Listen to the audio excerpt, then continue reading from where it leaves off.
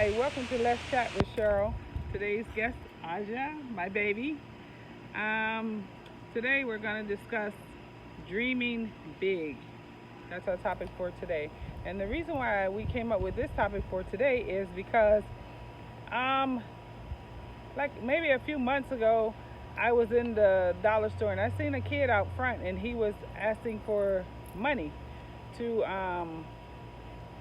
get some food, and he was saying that he had to have so much money per day in order to eat 3 meals a day, and that was his only focus was this 3 meals per day.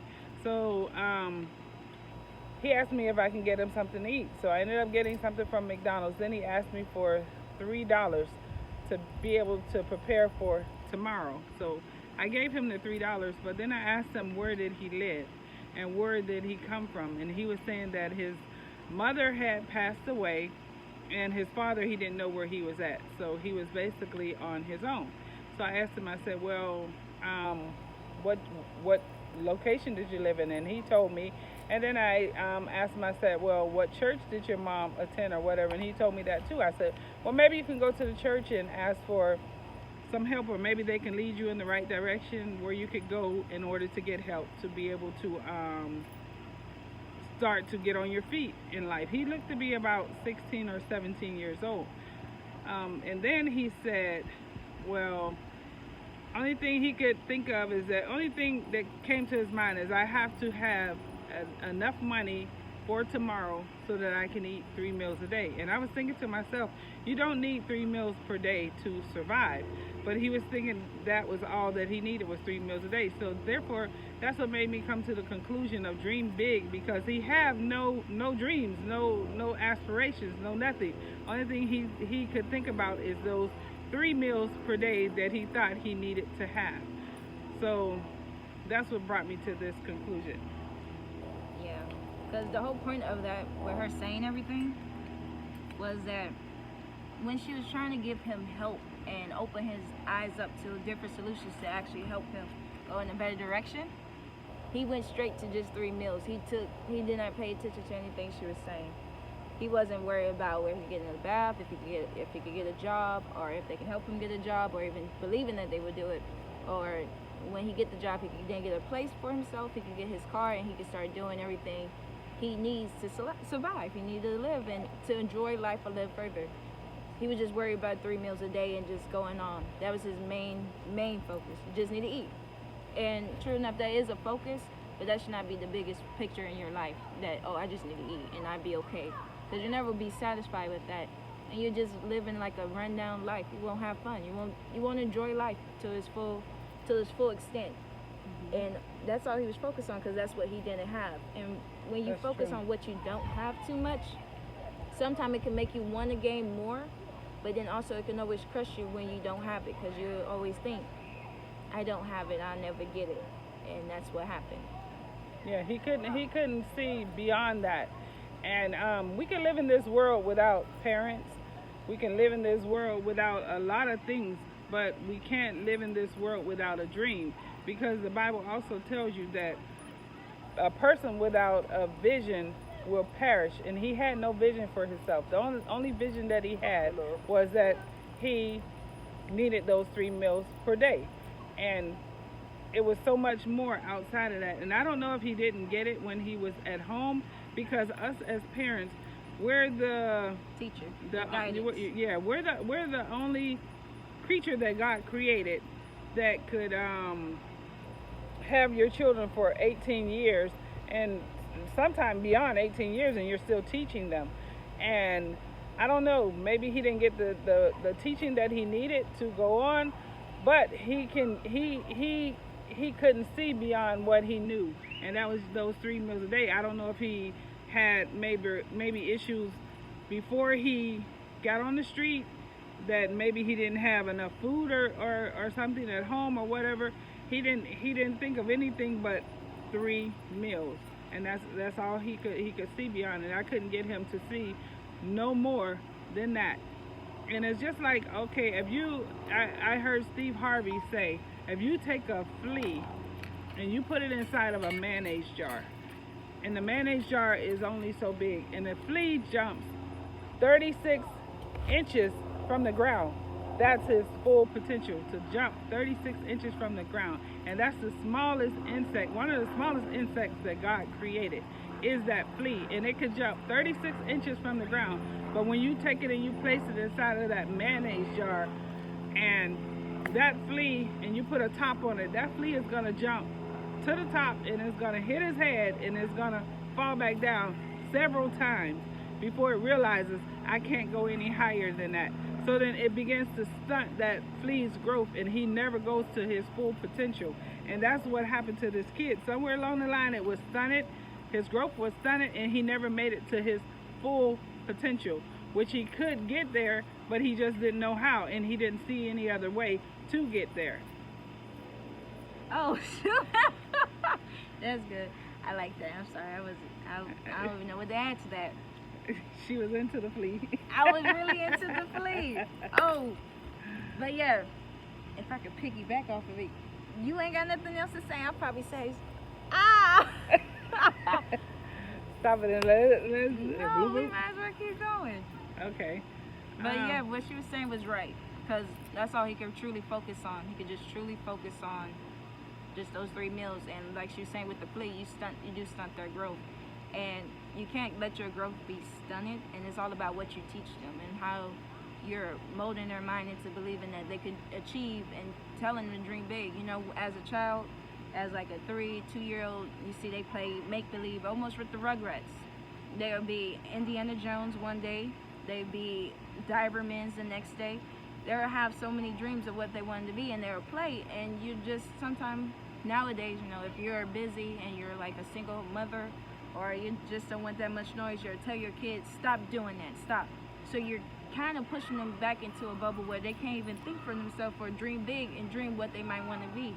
Or if they say, I want to be a dinosaur, and you tell them you ain't going to be a dinosaur, you can't be that. You're a human, which actuality, he can be a dinosaur. He can go ahead and voice, roar, dinosaur videos, and you know, he'll have fun with it, and he's actually a dinosaur. He did something he wanted, or he worked at a dinosaur museum. It's a lot of things that you can find your interest in. You just have to find your interest, but you can't just tell somebody that you can't do it, or you can't stunt their growth from not going further, because they want to go further. You just have to keep encouraging it, and then give them different ideas so then they can see beyond that dream. And that's what happened with him. He couldn't see behind that dream. And our dreams are implanted in us from birth. From the time that we're conceived, our dreams are already in us. We just have to look inside of ourselves, which is our great imagination. We have to use it. Everything comes to us by a thought. And then once we take that thought and then we bring it into reality. And that's how our dreams work. We have to put in the work and trust and believe and go with faith. Just go by faith. Yeah. Once you have that courage, and faith is run with it. Is things unseen.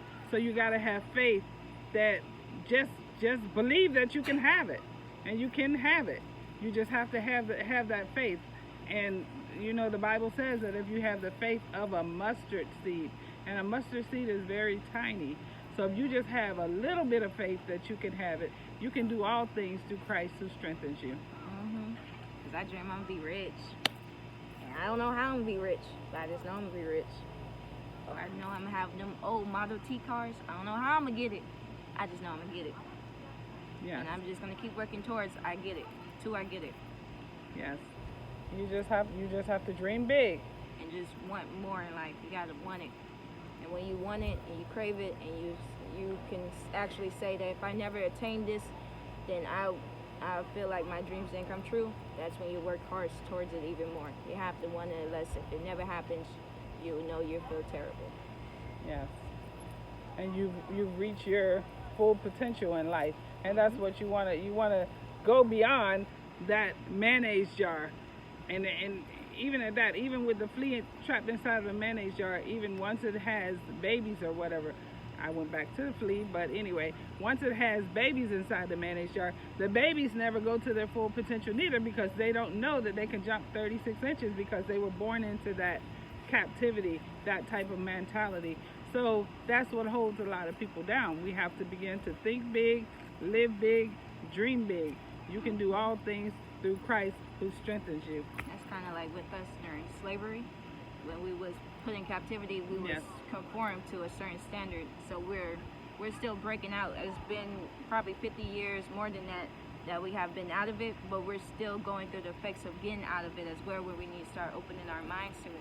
And it doesn't matter what your dreams are. If your dream is just having a family, a successful family, you're married, and you guys are living life, that's a goal and that's a dream, and you can attain it. Don't just think that you can't get it because you've been around an environment that all you see is single parent homes, or nobody's married or anything. It doesn't matter what your Yes. environment is. You can outgrow your environment. That's You so just true. got to make sure that you know that you can outgrow your environment. Because if you're just stuck, well, Sandy didn't do it, or Thomas didn't do it, or my mom did it this way, you'll forever be in that.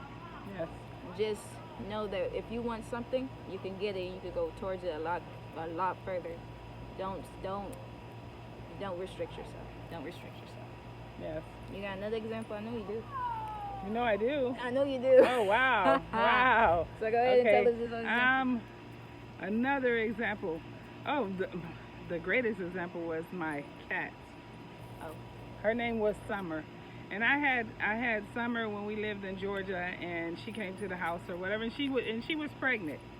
And we didn't know that she was pregnant. She gave birth to 2 kittens that we named. One was Baby, and one is Chubby. Okay. You forgot to tell them their real names. Their real names was Sky. Summer and Winter. Sky and Winter We thought and they Summer. was females.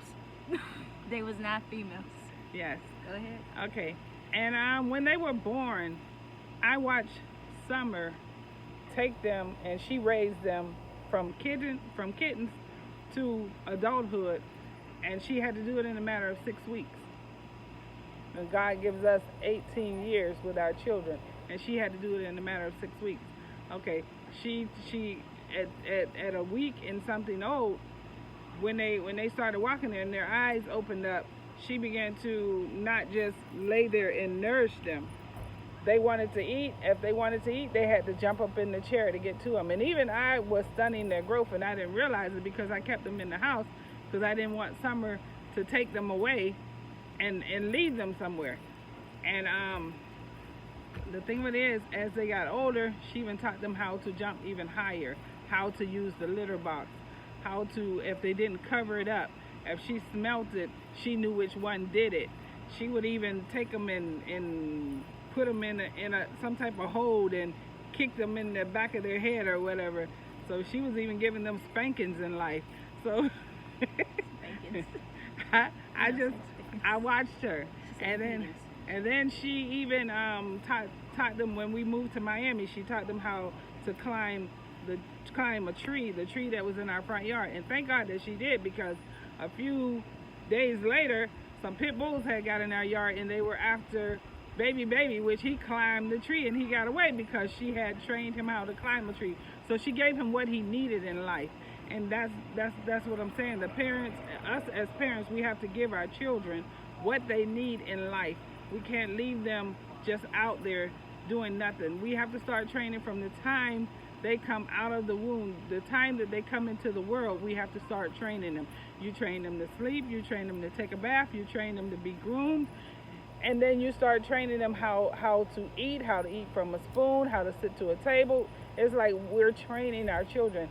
Parents, continue to give your children what they need to focus and stand strong in this world, because you're not always going to be here. And just like Summer, she knew that she was not always going to be there with her babies, so she had to train them to be able to go out in the cat world and survive. And we have to train our children how to go out in the human world and survive. Dream big. They baby be dreaming big. That cat dream big. Mm-hmm. All he do is sit on my bed and lick himself. That's the biggest dream he has. I can relax all day. I don't gotta be out there in the streets. That's the life I want. He got it. He got it. Yes. All right. Well, thank you for tuning in this week, and we'll have another video for you next week. Bye-bye. Wait, that's so terrible. What? You didn't even say thank you guys for watching. You have a nice day. If you do like the videos, tune back in. We're going to keep posting like she said. And once again, my name is Audra. This is Cheryl, my mama. And you guys have a great one. Be safe. Take care. Love you. Bye.